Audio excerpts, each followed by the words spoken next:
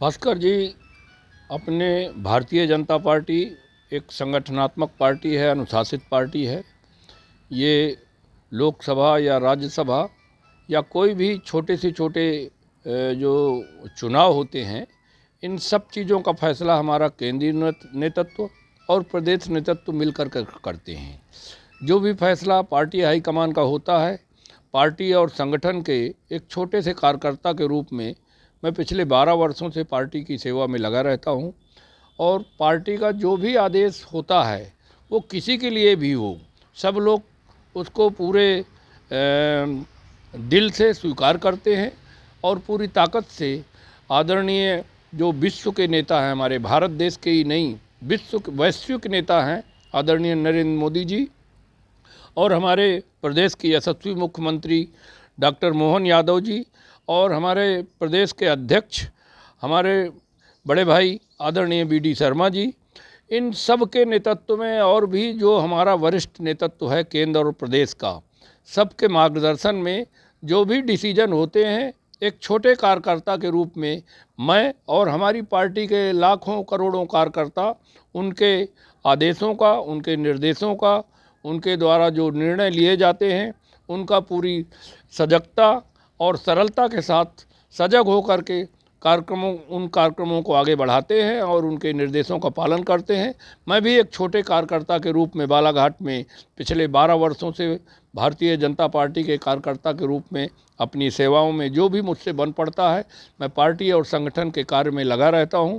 और पार्टी और संगठन जो भी निर्देश हमारा दिल्ली का केंद्रीय नेतृत्व और भोपाल का प्रदेश नेतृत्व देता है, उसके संगठन का हर कार्यकर्ता उसे स्वीकार करता है, दिल से स्वीकार करता है और उसको आगे बढ़ाता है।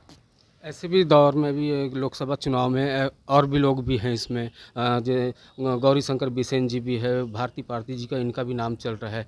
ऐसी स्थिति में भाजपा अगर किसी की चुनती है, जैसे आप भी उस लाइन पर है कि आप चाहते हैं कि भारतीय जनता पार्टी की तरफ से टिकट मिले लोकसभा के लिए? भारतीय जनता पार्टी इतनी विशाल पार्टी है और उसमें आप देख रहे होंगे कि इस समय दूसरी पार्टियों में प्रत्याशी नहीं खोजे मिल रहे, और भारतीय जनता पार्टी में लोग सबको अधिकार है प्रयास करने का, अपने बात रखने का, अपनी बात ऊपर तक पहुंचाने का। उसमें सारे लोग प्रयास करते हैं, कर रहे हैं। इसमें हमारे वरिष्ठ नेता, जिले के जो स्थापित नेता हैं आदरणीय गौरी शंकर बिसेन जी, आदरणीय हमारे प्रदेश भारतीय जनता युवा मोर्चे के अध्यक्ष आदरणीय मेरे छोटे भाई वैभव पंवार जी, हमारे पूर्व जिले के अध्यक्ष रमेश भटेरे जी, लता दीदी सहित तमाम लोग लोकसभा के लिए प्रत्याशिता में लोग अपना अपना दावा पेश कर रहे हैं।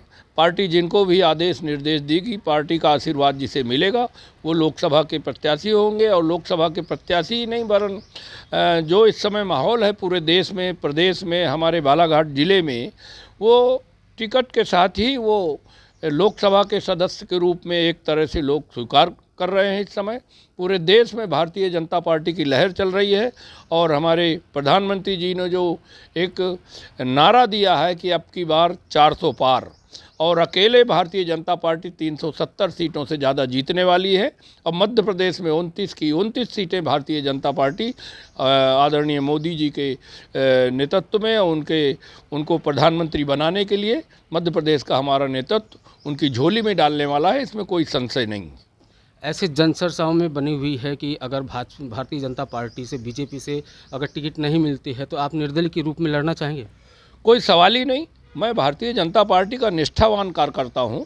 किसी भी तरह से कोई भी संगठन का जो आदेश निर्देश होता है, उसके विपरीत चल के सोचने का भी कोई सवाल नहीं है। भारतीय जनता पार्टी का निष्ठावान कार्यकर्ता होने के नाते पूरी निष्ठा के साथ भारतीय जनता पार्टी की प्रचंड बहुमत से इस बार देश में केंद्र में सरकार बनने वाली है।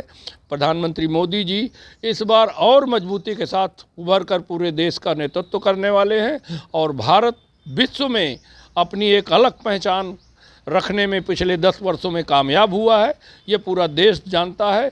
प्रदेश जानता है, हमारा ज़िला भी जानता है, और ये पूरे विश्व पटल पर आदरणीय मोदी जी का चेहरा आज बड़े सम्मान से उनका नाम लिया जा रहा है। और उनके बारे में जो तमाम सर्वे आ रहे हैं, आज विश्व के सबसे लोकप्रिय नेता के रूप में और विश्व की सबसे बड़ी पार्टी भारतीय जनता पार्टी, जिसके सदस्य के रूप में हम गौरवान्वित रहते हैं। हमें गर्व होता है कि हम भारतीय जनता पार्टी के एक साधारण से छोटे से कार्यकर्ता हैं, इसलिए उसके विपरीत कुछ भी सोचने का कोई सवाल ही नहीं पैदा होता। ऐसा क्या होना चाहिए बालाघाट में, ऐसी किस चीज़ की कमी है कि अगर सांसद को, एक प्रतिनिधि होने के नाते सांसद को क्या करना चाहिए? ऐसा कुछ शहर में ऐसा लगता है, ऐसे अपने बालाघाट सिवनी, बालाघाट भी है, सिवनी भी लगा हुआ है। हमारे यहाँ जो अभी वर्तमान में सांसद हैं डॉक्टर ढाल सिंह बिसेन जी, उन्होंने भी बहुत सारे प्रयास किए। आप देख रहे होंगे यहाँ ओवरब्रिजों का निर्माण चालू हो गया है, रेलवे का कनेक्शन बालाघाट का पूरे देश में जुड़ रहा है, निरंतर उसमें बढ़ोतरी हो रही है। तो एक सांसद होने के नाते जो कार्य करना चाहिए वो डॉक्टर ढाल सिंह बिसेन भी उसमें बड़ी मजबूती के साथ कर रहे हैं, और उनका भी दावा है कि वो लोकसभा के फिर से प्रत्याशी बने, हर कोई चाहता है। और लोकसभा सदस्य के रूप में तो मैं यही चाहूँगा कि जो भी प्रत्याशी आगे आते हैं या वही आते हैं, जो भी चुनकर आते हैं, उनका काम यही है कि हमारे ज़िले में रोज़गार के और नए अवसर बढ़े और समृद्धि बढ़े, लोगों में एक जन चेतना और ज़्यादा बढ़ाई जाए, सामाजिक रूप से भी राजनीतिक रूप से भी। पूरे ज़िले में, चूँकि हमारा ज़िला पहले ज़रूर कभी पिछड़ा रहा होगा, लेकिन पिछले 10 साल में आपने देखा होगा बालाघाट ज़िले की निरंतर प्रगति हो रही है। और लोकसभा सदस्य के रूप में चाहे जो रहे हों भारतीय जनता पार्टी की, केंद्र की सरकार और प्रदेश की सरकार, जो डबल इंजन की सरकार का फार्मूला है, वो बहुत तेज़ी से आगे बढ़ रहा है। और कार्य और प्रगति और दिशा और नीति, सारी चीज़ें लोगों को दिख रही हैं। अगर आपको टिकट मिलती है, अगर आप सांसद बनते, टिकट मिलती है आपको भाजपा से, तो क्या करेंगे आप? सबसे बड़ा मोटिव क्या रहेगा आपका? सबसे पहला प्राथमिकता तो यही रहेगी कि यहाँ पर नए नए और रोज़गार के अवसर पूरे ज़िले में पैदा किए जाएं, ताकि जो हमारा युवा है उसको कहीं बाहर न जाके बालाघाट ज़िले में ही रोज़गार मिले।